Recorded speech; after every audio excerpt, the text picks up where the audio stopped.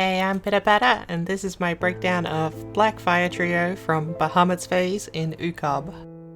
As with all the trios, Bahamut will initially be untargetable, and the party should stack center and look for Nail around the arena. Bahamut and Twin will also be on the outside of the arena. Bahamut will indicate one player with a red marker, which you can see here, and they will be the target of a dive bomb. And soon we'll see Twintania will shoot liquid hells at the party here. However, you don't really need to know where Twintania or Bahamut are on the outside of the arena to resolve this strat, you just need to know where Nail is. As soon as Twintania begins shooting liquid hells at the party, you're going to want to move towards where Nail is positioned on the wall in a straight line. You may need to stutter step, or you can just directly run depending on your ping. I've found that this can vary a lot. There'll be a total of 5 liquid hell puddles here, and after the 4th, Twintania will hit the party with a thermionic beam. And so it's a good idea for the healers to have Swiftcast saved or something else to, top the party up. And as we reach the wall here, rather than suiciding directly into it, we're going to split off into 2 groups of 4, with the tanks and healers going one side.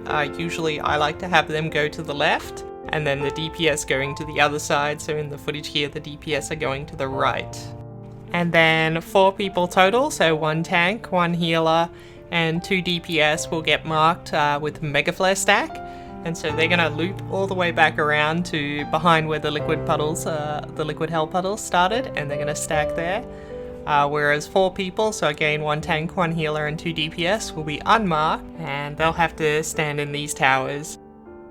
But in the footage here, you see I'm marked for Mega Flare, so I'm going to do that loop all the way back around and join the stack with the other players. And just before the Mega Flare stack goes off and the towers resolve, Nail will begin shooting these, I believe they're called hypernovas, but I always call them black holes.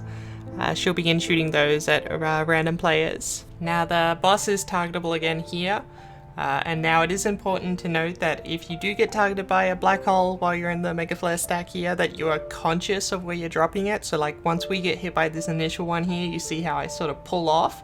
So if I get targeted by another, there's still room on the boss's hitbox for the melee and everyone else to stack. And really, to conclude the mechanic, the boss is casting Giga Flare, which is a big AoE on the whole party, and you will need to shield and mitigate this. As a caster main, this is an excellent addle target. But yeah, so that's Blackfire Trio. A tip for helping to accelerate your prog would be to use LB1 while you're running with the, from the liquid hells and you take that thermionic beam. You will want to drop the LB so that you can have it later in the fight, but at least while you're progging, you've got a spare LB1 going into this mechanic, so you might as well use it. But otherwise, with the mechanic over, there's just 3 consecutive flare breaths on the tank here. So next I'll show you some footage from the perspective of someone who would have to take a tower. So from the top, Blackfire Trio cast will finish and we'll find Nail on the outside of the arena. And then as the liquid hells start, we're going to run directly towards her and soak a thermionic beam together.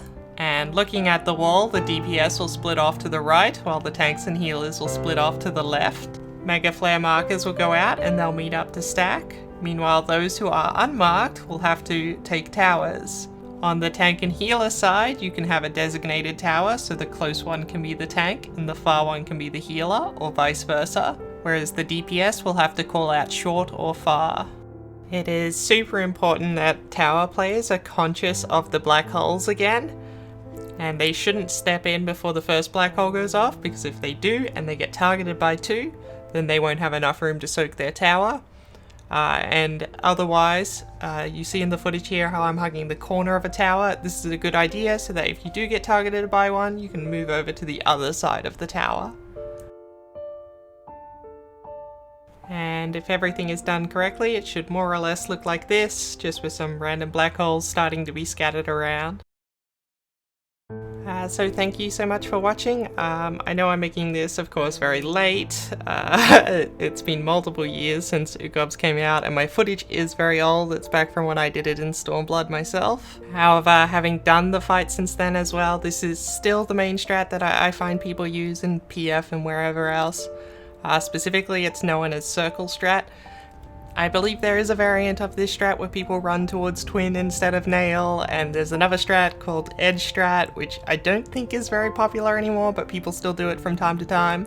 But yeah, I do promise that I will eventually get through the UCoB series. I know that I'm making them very far and apart from each other, and that, you know, I'm probably not the best guide maker, to be honest, in general, and I'm not a very consistent YouTuber.